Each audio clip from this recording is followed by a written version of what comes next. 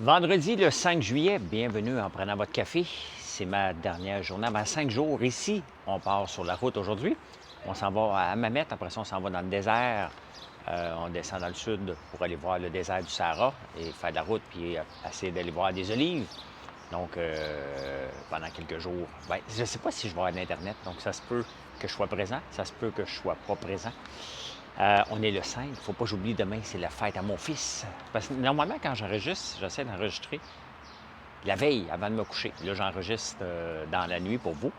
Donc, je suis la bonne journée, il ne fallait pas que je me trompe. On passe ça, on passe ça. On est sorti hier soir. On est sorti, Marine et moi, on est vieux. Faut le dire, là, on est rendu là, vieux dans le style de ne pas sortir. On sort pas. On n'aime pas ça sortir. On n'aime pas ça les bars, le fake. On est allé. Faut vivre la vie tunisienne au complet. Donc, aller dans un bar, ça faisait partie. Donc, on est allé. C'est quand même le fun. Puis, mais c'est toute la même chose. Un DJ, des gens qui dansent, des gens qui flirtent, des hommes jaloux. C'est partout pareil. Hey, ceux qui me voient en ce moment, je travaille fort pour regarder. Il faut que je regarde. C'est parce que quand j'enregistre sur le iPhone, comme je le fais, il faut que je regarde toujours à gauche, ici. Ce qui est assez difficile. Donc, ça se peut que je ne regarde pas toujours la caméra parce que c'est weird de regarder toujours à gauche la caméra. Donc, je m'en excuse parce que quand j'enregistre chez nous, je regarde directement à la caméra, c'est pas un problème. Donc, ben voilà, si vous notissez ça, hein, ben c'est comme ça. Hey, j'ai eu un argument hier avec Patrick Bonin de Greenpeace. Patrick Bonin, il vient des fois au débatteur. Et c'est un hypocrite. Hein? C'est un militant. Et les gens comme les militants, comme notre Valérie Plante, tu ne peux pas avoir de discussion avec eux. Hein? C'est une vision, pas de place pour la discussion. On s'en va dans une direction et on va bloquer les gens. Je bloque quand même beaucoup de gens sur X moi-même, mais les gens qui sont pas impolis, parce que j'accepte ça, les gens qui me traitent d'imbécile puis de con tout ça. Et Patrick Bonin est un hypocrite. Hein? Greenpeace, ce sont des hypocrites. Quand vous regardez vraiment, là, ce sont des hypocrites. Et Patrick Bonin, toujours gentil quand il vient au débatteur, mais tout le temps, allô, comment ça va, puis blablabla, blablabla. Il arrive en onde, un hypocrite. Lui, il commence à être baveux, puis il fait constamment. La dernière fois, il s'était pogné avec Rudy au débatteur. Et ça fait une couple de fois qu'on se pogne ensemble sur X parce que je trouve qu'il dit des niaiseries à un moment donné. Tu sais, le climat, là, si on veut le régler, le climat, il va falloir arrêter de toujours crier à la fin du monde. Ça ne marche pas. Ça ne marche jamais. Crier au loup, faire peur aux gens, ça n'a jamais marché. Il faut amener toujours des nuances. Hein? Pour dire, regardez, on va faire ça, mais tel pays va le faire. Puis c'est un problème mondial. Je ne dis pas que le Québec ne doit pas faire sa part. Au contraire, je fais ma part. On doit faire sa part. Puis à un moment donné, on doit vivre aussi. Hein? On ne doit pas vivre dans un monde de décroissance non plus. D'ailleurs, la décroissance, elle s'en vient, la décroissance, parce qu'on fait de moins en moins de bébés. Donc là, c'est sûr qu'on a une croissance parce qu'il y a de l'immigration, mais la décroissance humaine, elle est là en ce moment. Donc, il y a une partie du climat qui va se régler avec ça. Il faut changer nos habitudes, mais à quel prix? À quel prix qu'on doit changer nos habitudes? Regardez la Norvège, ils l'ont changé, leur habitude. Hein, c'est rendu 80 des autos électriques. Mais ils l'ont fait avec quoi? Ils l'ont fait avec le pétrole. Pendant que le reste de la planète achetait du pétrole, les Norvégiens, maintenant, ont l'air beau, fin et frais, avec leur fonds souverain de 2200 milliards. Je pense que c'est rendu. Mais pour ça, bien, ça prend... il faut que ce soit mondial. Et à toutes les fois qu'il a écrit quelque chose, Patrick Bonin, bien, ça revient toujours à la stupidité, puis il vient toujours m'écrire en privé. Puis là, il me dit, t'es bien chanceux de prendre l'avion. Voyons, des mots ce matin. Il dit, t'es bien chanceux de prendre l'avion, toi, François, encore, dans la crise du climat. T'es presque effronté d'en prendre un. Je dis, non, non, non, non, non, va pas là. Va pas là. Mon camion est stationné à vie dans mon driveway parce que je travaille de la maison. Je voyage 2 fois par année et je me sentirais pas coupable. Non, non, on aime ça avoir des touristes aussi au Québec. Hein? On aime ça, on en parle. Hein? Voici les touristes américains, européens, japonais, puis c'est bon pour l'économie. Puis là, tu vas me faire sentir coupable parce que je passe tout mon temps au Québec. Je dépense tout au Québec. Je fais des produits québécois. Puis à un moment donné, je vais aller visiter qu'est-ce qui se passe ailleurs. Un, pour m'instruire, m'ouvrir à des nouvelles nationalités, des nouvelles façons de faire. Fait que Patrick Bonin, mais il m'a bloqué. Je m'en allais le bloquer. Il m'a eu avant. C'est la seule chose que j'ai perdue là-dedans. Dans la presse, aujourd'hui, il y a le coroner sur l'autoroute 50. Hein? L'autoroute 50, c'est mon autoroute et j'ai peur. Comme là, Mathieu prend le camion pour aller en campagne, ça m'inquiète. Hein? Il y a eu 34 morts depuis 2012 sur l'autoroute 50, 4600 accidents. Au total, 6700 accrochages ou quelque chose au total. C'est énorme. Hein? Et on va commencer à mettre des barrières en 2025, en octobre 2025. Donc, c'est encore combien de morts qu'on doit endurer hein, sur cette autoroute-là? Combien de morts, combien d'accidents on est prêt à endurer alors que c'était épeurant comme autoroute? Ça coûte quoi de mettre des blocs de béton? On est rendu là. Ça coûte combien? Ça prend combien de temps? Pourquoi attendre en 2025 si la décision est prise? Pourquoi on ne le fait pas tout de suite pour sécuriser les endroits? Donc, bonjour. Ah, j'enregistre un bulletin de nouvelles que je mets sur YouTube. Je fais des nouvelles, mais je suis Canadien et je suis en vacances ici. Ah, d'accord. Et je lis les nouvelles. C'est ça, c'est pour la famille. Non, non, c'est pour tout le monde qui me suit sur YouTube. Oui, D'accord. oui. OK, d'accord. Hey, merci Ah ben, beaucoup. bonne journée. Merci. Vous voyez, j'ai dit que j'étais Canadien en premier. Hein, plus simple. Hein. Donc, c'est sûr, ils me voient tous les jours, ils se demandent ce que je fais. C'est ça. Hein? L'autoroute 50, c'est une autoroute dangereuse. On va peut-être la sécuriser à un moment donné. À un moment donné. Hey, les Britanniques viennent de voter pour un gouvernement de centre-gauche. Donc ça, c'est un peu comme Gabriel Nadeau-Dubois, mais tranquille. Dans le fond, c'est les conservateurs qui ont perdu, mais par une volée. Ils ont mangé toute une volée. Le Parti conservateur avait changé quand même plusieurs fois de chef. Le dernier, c'était Rishi Sunak. Il avait de l'air sympathique, mais bon, il vient de perdre solide. Ils ont gagné 410 sièges contre 131. Dans le fond, centre-gauche, c'est Justin Trudeau à peu près. Sauf que Justin a viré à l'extrême gauche, notre extrême gauche, bien entendu. Hein? Donc là, c'est un parti de gauche qui va prendre le pouvoir en Angleterre. Là, je suis déconcentré parce que madame parle derrière moi, devant moi. En France, on s'en va à droite et on peut le voir en ce moment, c'est des extrêmes dans les votes. Hein? On passe complètement à droite, on s'en va complètement à gauche. De gauche, on s'en va complètement à droite. On est tanné, puis on cherche. La population se cherche. La population est tannée de se faire compter des menteries par les politiciens. Donc, lorsqu'ils en mettent un dehors, c'est à coup de pied dans le derrière, littéralement, puis il s'en va dans une autre direction en espérant. Et je crois sincèrement que c'est ce qui va arriver avec Justin Trudeau qui s'accroche au pouvoir. On est au mois de juillet 2024. Justin Trudeau va être là jusqu'au 27 octobre 2025. Donc, on a encore, combien? 18 mois à l'endurer, à voir son incompétence à tous les jours et ses décisions qu'on n'aime pas encore être prises pour 18 mois. Il va manger une volée solide, lui aussi, tout simplement parce qu'on est tanné, mais tanné. Est-ce que Poilievre va être meilleur? Espérons. En parlant de droite, hein, parce qu'il y a beaucoup de gouvernements en France vont virer à droite assez. En Argentine, Javier Milei, il a fait descendre le taux d'inflation de 25 Lui, il est rentré avec la hache, la chainsaw. C'est M. Chainsaw là-bas, pas la hache, vraiment la tronçonneuse. Et il essaye de faire des choses. Ça prend du temps à changer. C'est sûr qu'il a mis tellement de monde dehors que là, ils ont un surplus le premier en 25 ans, tout simplement parce qu'ils ont mis énormément de gens à la porte des fonctionnaires. Et c'est à suivre. Moi, j'aimerais que ça soit un succès parce qu'on doit mettre la hache dans les services publics à un moment donné. On en a trop de paperasse. Et c'est pas en allant tranquillement qu'on va revoir les processus. Souvent, il faut le faire à chainsaw et c'est ce qu'il a fait. Hein? La grève chez WestJet, hein, ça fait jaser beaucoup parce qu'il y a plusieurs qui se sont fait prendre. Mais il y a deux choses qui se passent en ce moment. Il y a la tempête dans les Caraïbes et il y a des gens qui ont reproché à Air Transat de les avoir ramenés une journée plus tôt. Ils n'avaient pas fini leurs vacances. Hey man, il y a une tempête de catégorie 5 qui s'en vient. Ils t'ont sorti le plus rapidement possible, puis les gens chialent veulent avoir un remboursement. Ça, c'est la force de Dieu, comme on l'appelle, la main de Dieu. La grève, WestJet se cache de regarde, on n'a pas de remboursement à donner. C'était pas prévu. Non, une grève, c'est prévu. Hein? On le sait de part et d'autre qu'on s'en va en grève parce que le mouvement patronal tient son bout et parce que le mouvement syndical, on ne peut pas dire que c'était pas prévu. Il y avait quand même une certaine prévision dans la grève de WestJet et sincèrement, il va falloir qu'ils remboursent. À ce moment-là, dans les journaux, c'est toujours la même chose. Hein? Les agents de voyage disent, regarde, si tu avais pris un agent de voyage, si tu avais pris ça, tu aurais eu ton remboursement.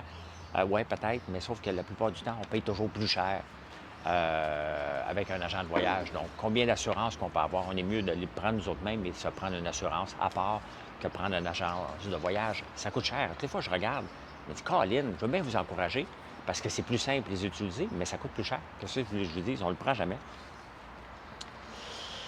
Vous savez qu'il y a d'autres fiascos que ça a Click. Tout ce qu'Éric Kerr touche avec la numérisation, ça revient au désastre. Il y en a un autre pour les appels d'offres, c'est un désastre total encore. Mais la SAQ Click, non seulement, a eu un désastre au point de vue informatique, ce fut, my God, je parle donc bien, moi, ce fut un bordel. Hein? C'est à cause que je me suis couché tard, un peu. C'était un bordel, SAQ Click. Tellement un bordel que, tu sais, quand tu rentrais là, on rentrait impatient. Hein? Donc, on engueule les employés sans raison, même à un moment donné. On est à bout de ne pas être capable de régler notre problème, puis on veut que l'employé se pose le connaître, mais lui-même, le taux d'absentéisme a monté de 200 Non seulement on a un système de marde, on a réussi à écœurer les employés qu'on voulait leur enlever des tâches, 200 d'augmentation d'absentéisme, c'est énorme. C'est énorme. Mais on garde Éric Kerr en place. Sincèrement, c'est comme ça qu'on voit des non-leaders, hein? Parce qu'on y en doit une. Parce que non, il n'en doit pas une. Le peuple, là, peut-être que François Legault, il doit une à Éric Kerr. Nous autres, le peuple, là, les contribuables, on ne doit rien à Éric Kerr. On y doit absolument, mais absolument pas. Donc, François Legault doit nous faire une faveur et l'enlever de là, tout simplement. Il n'est pas l'homme de la situation. Il ne sera jamais, il ne comprend pas, il ne comprendra jamais, mais il ne doit rien, nous autres. Il ne faut pas oublier là, que c'est nous autres qui votent, c'est nous autres qui mettons un gouvernement au pouvoir. Et on lui demande de se comporter en bon père de famille, hein, souvent, en personne responsable. Et il doit nous écouter une fois de temps en temps. Mais vous et moi, là, on ne doit rien à Éric Kerr. Absolument pas. Donc, si François Legault, il doit quelque chose, mets-le sur une tablette, hein, accepte de payer son salaire à vie, hein, comme certains sous-ministres sont payés. Il y a des jobs à vie au gouvernement. C'est quand même spécial, hein? Le sous-ministre, quand t'es bon ou t'es pas bon, t'as une job à vie, de niveau 2. On a ça. C'est complètement... J'aimerais ça, moi, venir au pouvoir, hein? Juste pour être un sauvage, puis mettre la chaîne de ça partout comme Javier Milei. Je serais comme lui. Hein? Sauf que je ne parlerai pas avec mes chiens en pensant qu'il parle avec l'autre qui est mort. Là. Il va trop loin. Hein.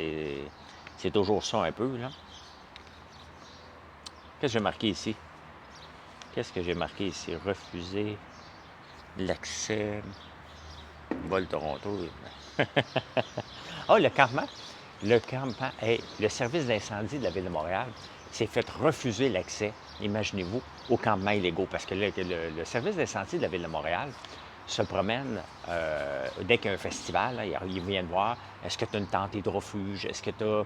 Si, puis ils donnent des amendes de 2000 aux entrepreneurs hein, qui ont ça. Comme sur Saint-Laurent, c'est arrivé. On sait le restaurant Ferreira qui est obligé de défaire sa terrasse en pleine pluie, donc il a perdu de l'argent. Le service d'incendie de la Ville de Montréal s'est dit, hey, on va aller voir le campement. Hein? Puis là, ils sont arrivés sur McGill. Non, tu ne rentres pas ici, toi. Fait qu'ils n'ont pas rentré.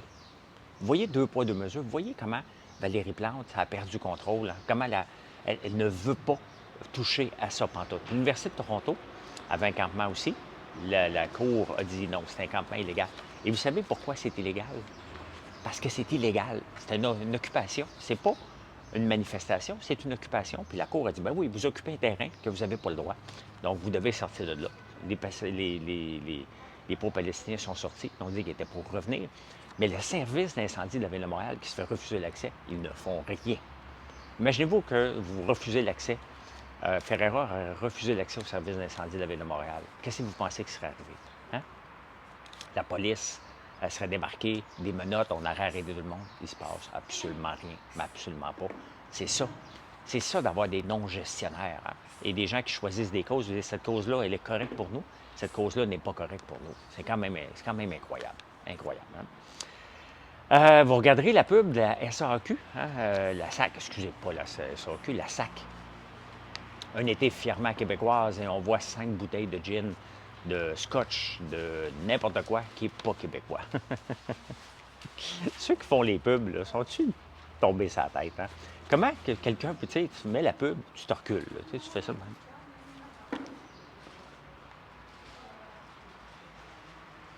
Ouais, ouais, ouais, ouais, ouais. Il n'y a pas quelqu'un qui est capable de se rendre compte que c'était aucune bouteille québécoise. Il y en a pas mal, hein? Il y en a pas mal. J'ai pas vu Nicolas Duvernois bien gros chialer là-dessus. Il a comme peur de se faire des ennemis, hein? Parce que c'est sûr. Mais lorsque tu es un leader et une personnalité publique comme Nicolas Duvernois, je vais voir aujourd'hui s'il va le faire, mais tu te dois de sortir et de dire que la SAQ, c'est inacceptable de faire ça.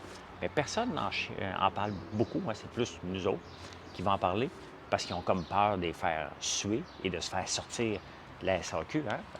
C'est sûr que c'est ça, parce qu'ils n'en parlent pas. Pantoute, pantoute, pantoute. Je n'ai pas vu aucun distillerie d'ici en parler. Peut-être que la nouvelle est trop nouvelle encore, mais à suivre. Hein?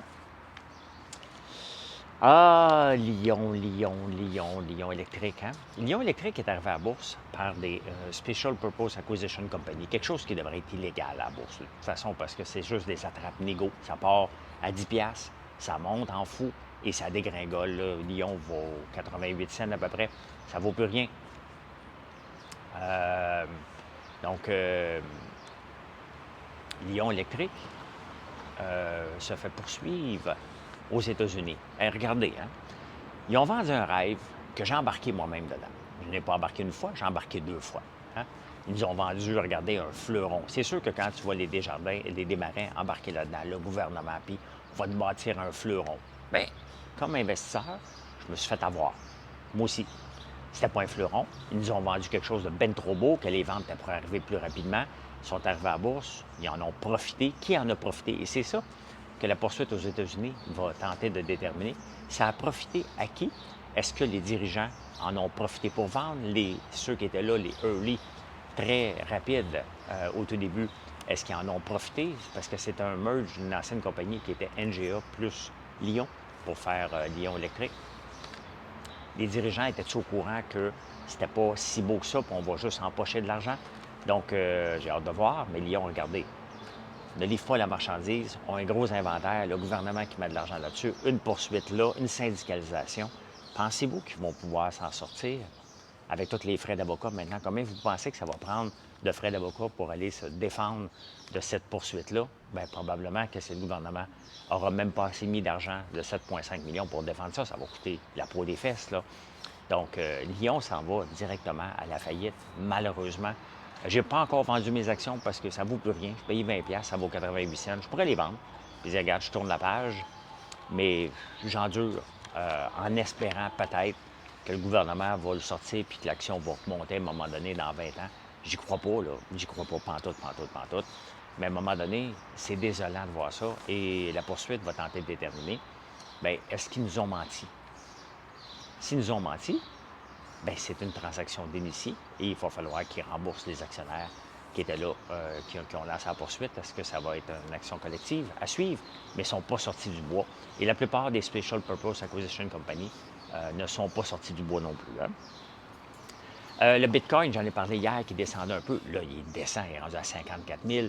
Et ce qui se passe avec le Bitcoin en ce moment, la spéculation, bien entendu, mais il y a un site japonais qui était fermé depuis 2014, un site de transaction qui s'appelle MTGOX, quelque chose comme ça, Mt. Gox, j'imagine.